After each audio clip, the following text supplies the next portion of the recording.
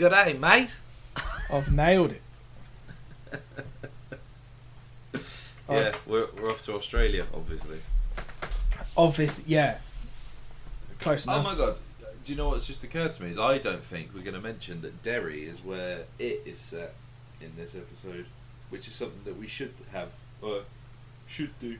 I'm so disappointed in our future selves. Yeah, I can't believe they're not going to mention that. What a bunch of pricks. Anyway, we're off to Ireland on our... does this count as our part of our foreign muck season? It's Ireland's a different country, innit? Sure, but then, like, what about American TV shows? Do they count as going abroad? I tell you what fucking doesn't count. Bridgerton and Downton. That's not foreign. Well, we didn't say that this year was going to exclusively be foreign. Alright, Brexit. They can't come over here and take over my telly. Oh, you voted for it, but you're not racist, are you? No, as we will go into at length. I'm sure. Yeah, and you definitely mentioned how much you love Hitler. We'll see. See if it makes it past the edit. What was weird was I was just doing a little song about how we have a podcast. Obviously, you know we have a podcast. You listen to it. What I was going to say was we have a website. We do. copilotspodcast.co.uk. It is a hive of all things co-pilots, and it's the best website I heard in the world. That is quite a statement. Look, it's not for me to say, is it? But you know, I did hear someone saying that in the shop Wednesday week. So, sure. I've got nothing. Look, I've got nothing. We're very, very tired. Twitter, we're on it. We're on it. We don't look at it. Real co-pilots. Instagram, we're on that too. It's our favourite platform other than Simplecast, obviously. Are we still on Simplecast? Yes. Good. The Real Co-Pilots podcast on Instagram, and we have Facebook? Shit, we do. Yeah, again, we do. At Real Co-Pilots, but I mean, me being surprised at actually having that probably gives you a clue as to how often we have a look at it. I am now going to look in the Facebook Business Manager for co-pilots. Not a lot in there. Oh, there's someone called Lisa who commented on the big logo explosion thing that you made up, and she says that's awesome, which is good. Yeah.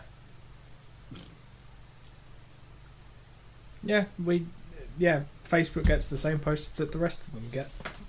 Yep, I imagine that makes a lot of sense. But yeah, listen, enjoy with going to Ireland. I actually want to go to Ireland. What is just very quickly, what is Ireland's finest export? If it's not Guinness, what is it? American policeman. Oh.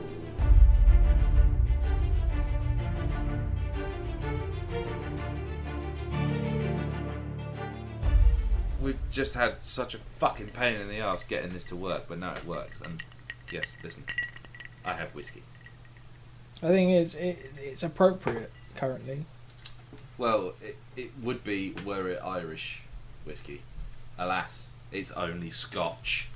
The superior of the British whiskies. Do you know, I was thinking about this. I've never had Irish whiskey before. It's because you don't need to. You've had Scotch. Why bother with anything else? I mean, unless you want some weak piss, and then you can mix. You've got bourbon. That's what bourbon's for. Let's not have a go at my favourite drink.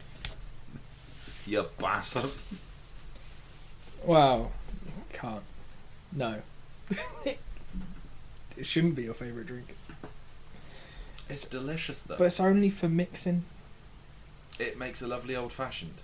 I bloody love a bourbon old fashioned. We had a friends round last night and we were just chatting.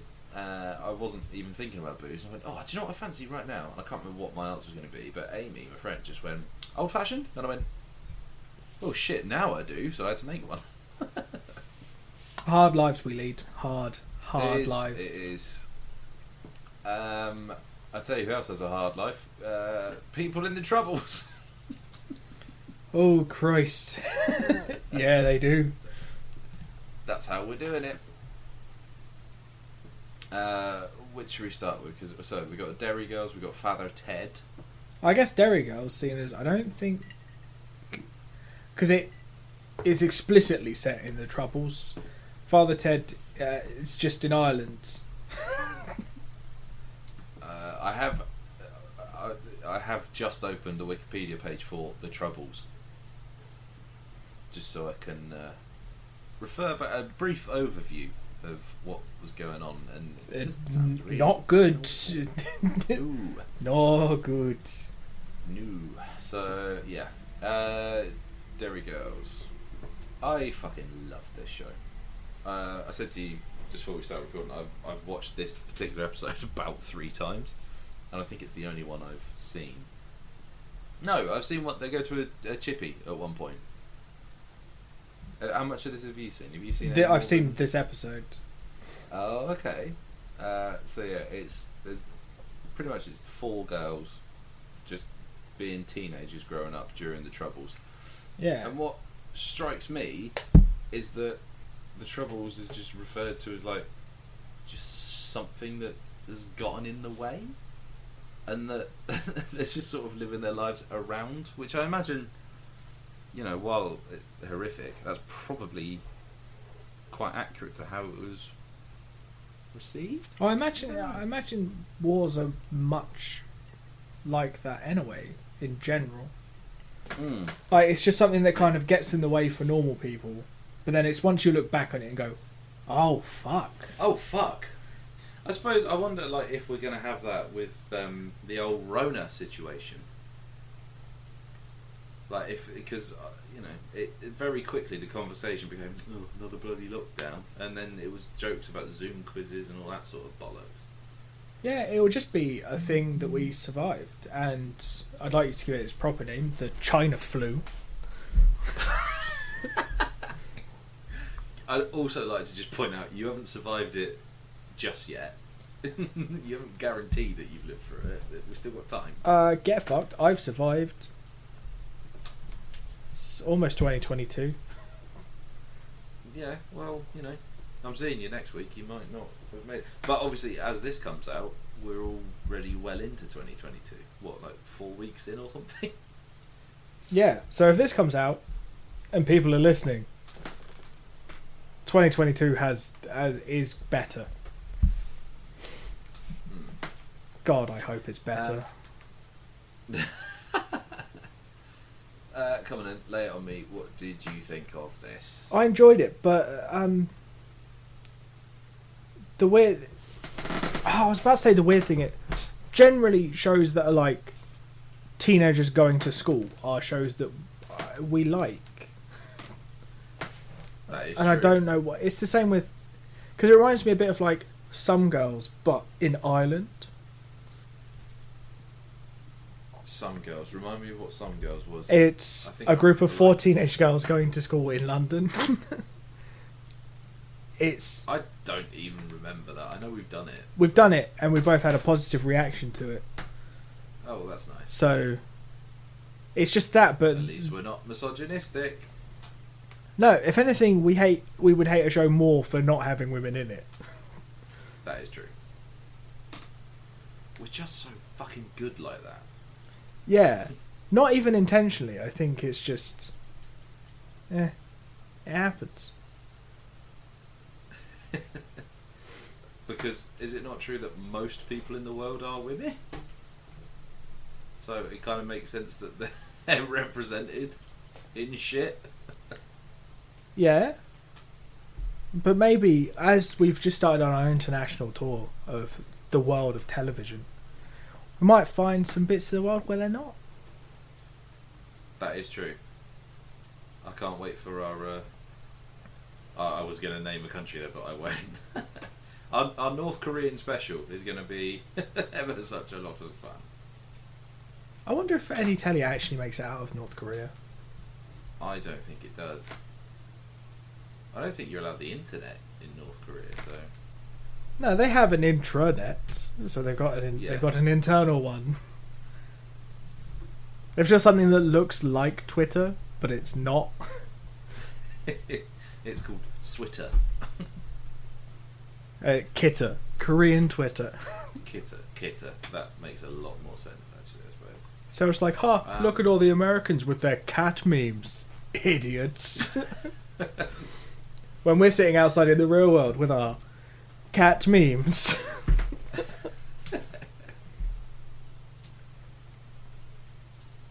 But I like that the English boy gets bullied. That makes me happy. I thought it might. As a keen Scotsman. Yeah, I think it genuinely, I just find it entertaining that they're just like, and the English one.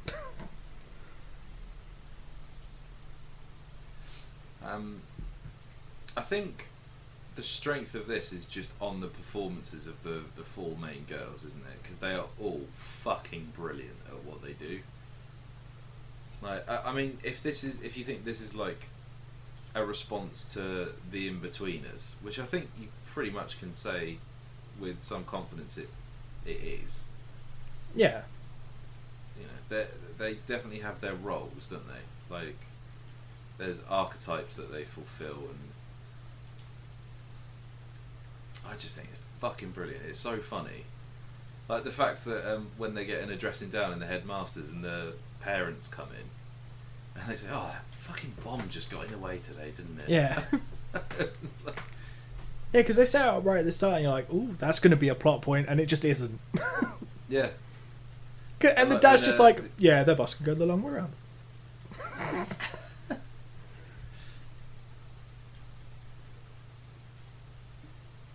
And there's a scene where the soldiers enter the school bus, and they're just like, yeah, whatever. It's just like, it's so every day, and they're so bored with it. Yeah, but then they kill a nun. Wow.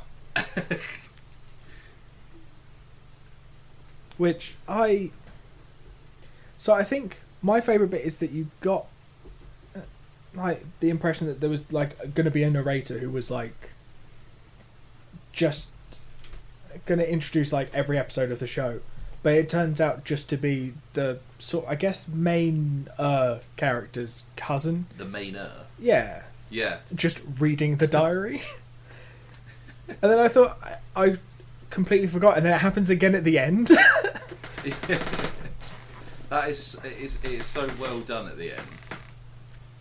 Because I was just like, oh, that's a nice little outro, and then it just the camera pulls back a slight bit, and you're like, oh, that cunt's reading the diary again. But it's really good. I mean, I'm going to watch the rest of it. I mean, yeah, we do keep threatening to watch it in our household. Well, stop threatening and do it. Yeah, I think we just ought to be honest. Having said that, Elise is absolutely desperate to carry on with Marianne. And I'm just like, no, it was fucking terrifying. I'm not going through that again. I find it so strange. We could watch it after Sloss. Oh, God, yeah, we can. We could, if we have to. Or if it would make you feel better, we could watch it during the day and then go outside before Sloss. But into the woods, where we could be caught. Yes. Don't worry, I won't chase you too much. Because I wouldn't have to. You'd be very easy to catch. Yes. But yeah, no, I think I might just watch the rest of it, like, tomorrow. Because there's only another 11 episodes to go. I think that there was supposed to be another series, but COVID. It got COVIDed. Yeah, a lot of things have been COVIDed, like Jack. What's the name of the is it the headmistress? Ireland. Sister Mike. Right, now imagine we were watching a Scottish programme and I said, oh, it's McDonald McScottish.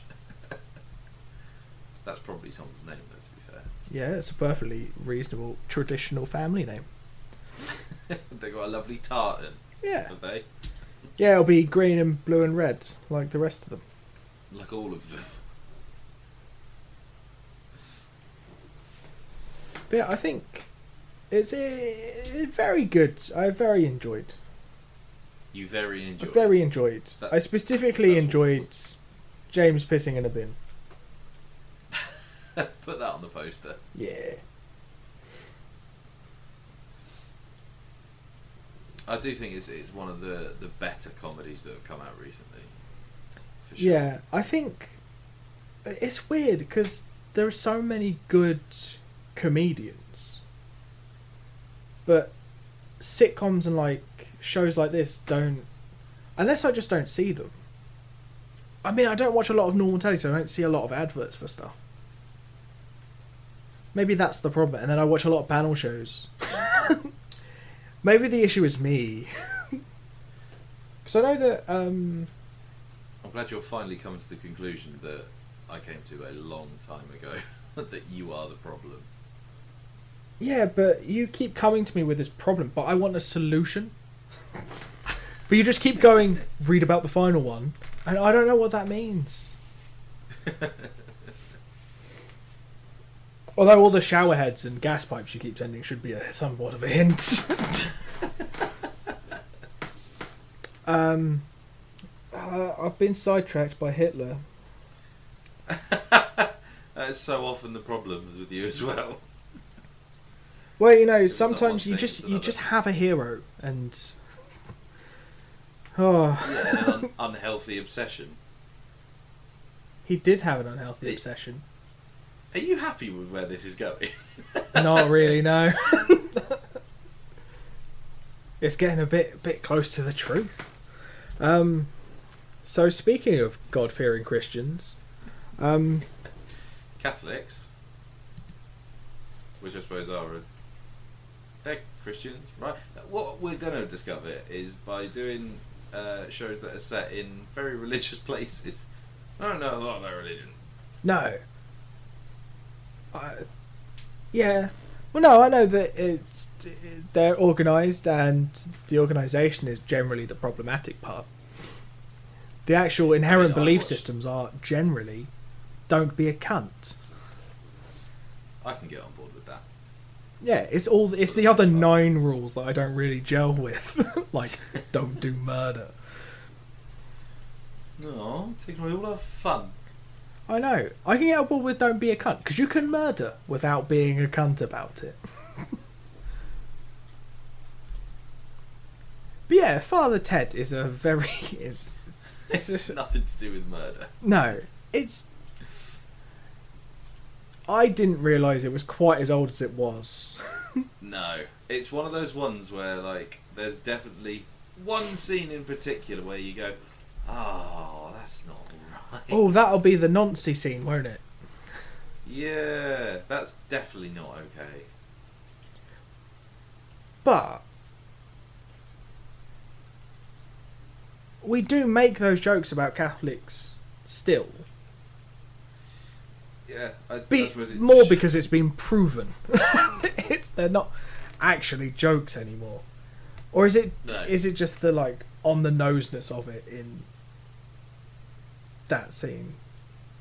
Maybe that's what it is. So we should explain what scene it is we're talking about for people who, for some reason, haven't watched the TV show that we're going to talk about, but still want to listen to us. I don't think there's many people in that situation.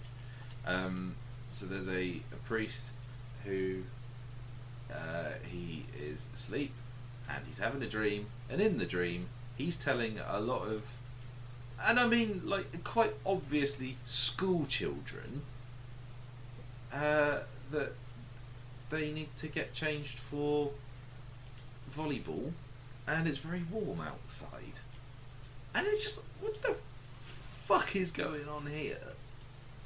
So yeah, I did struggle a bit with that because I was like, this is not okay.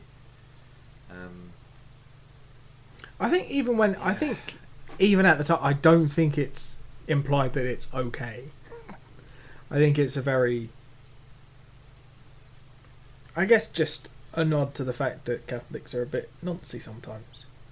Well, you think that was a knowing look? Because I'm not sure it was. I definitely didn't get. I don't think it was like a, hey, aren't we funny? I think it was just like, no, this is what he's fantasizing about, and that's an okay thing to do in whenever it was made. 95. Is it 95? I'm only just older than that, and I know not to dance. Yeah, but that's something you learned from experience and prison. And my stretch in prison.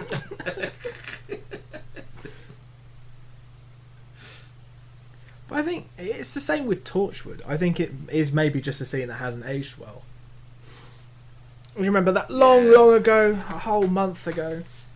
Oh God, it was a long time. Last year, in fact, when we were talking about Yeah. Torchwood and that weird rapey scene, but The weird rapey scene that we weren't quite sure about because it was almost like an equal opportunities rapey scene. yeah, the equal opportunity rapey scene that then set itself up to be like, oh look, aren't we woke? And you're like, yes, but also rapey.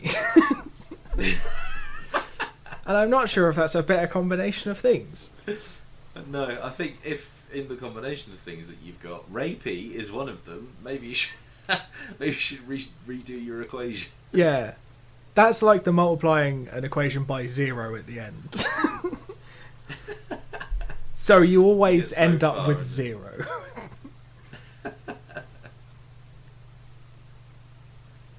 But I think outside of that odd scene, this is a very just sort of like, aren't Christians weird? This is going to sound like obvious and kind of strange, but it's a very sitcom-y sitcom, isn't it? Yeah, it is very a product of its time. I suppose it reminded me slightly of Vicar of Dibley. But then I guess that's just the sort of the religious theme of it all. So we just dropped out for a second, so we've had to restart, which is a bit annoying. But I didn't know anything about Father Ted before we watched this. I had mates like at school who were really into it, but I just never watched it. I think I did try watching one episode before. I think I've seen one where they go to a department store, because I was told that's the best one, and I just thought it was a bit weird. It is a bit weird. There are... You've seen all of it, have you? Or? I've seen, I think, pretty much all of it. There are...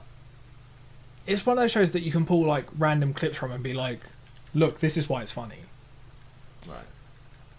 Because it is very like 90s sitcom, where it's just like, oh, would you look how ridiculous this is?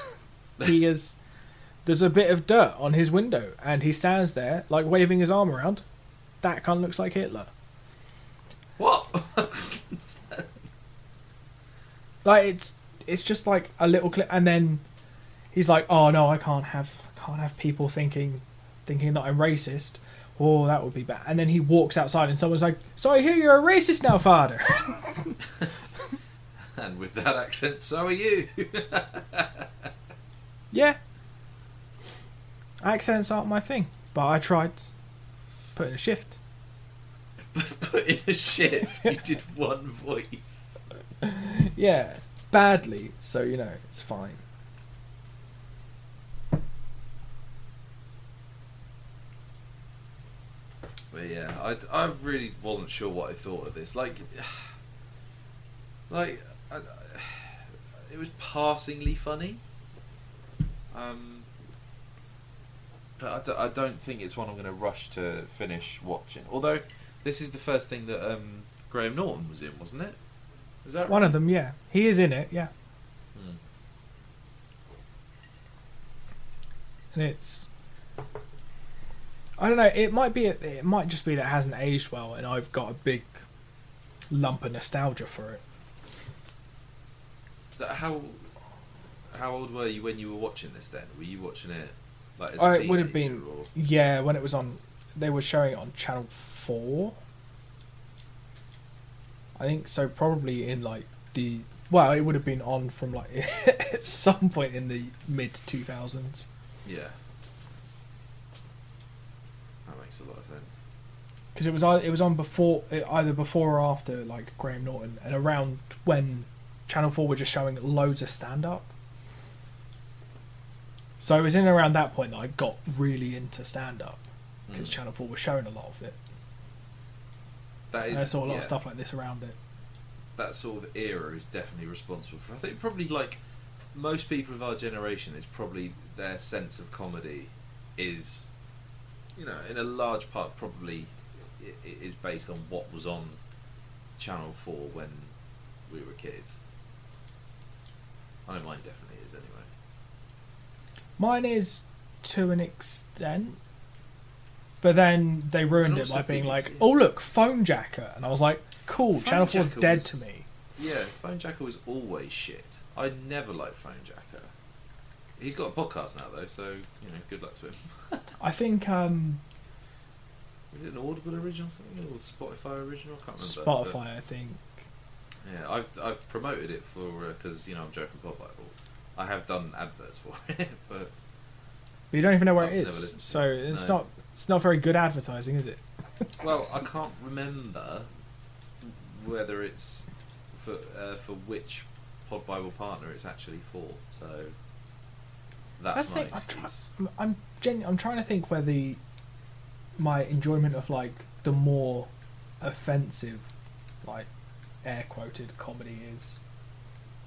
Because it probably would have just been Jimmy Carr. Yeah, that's, I think, probably your starting point for it. I think mine, like, in terms of, like, the comedy that we like now, which is, like, you know... Sloss and nothing but Sloss. Yeah, I think, for me, it started with Jim Jeffries. So mine would have been...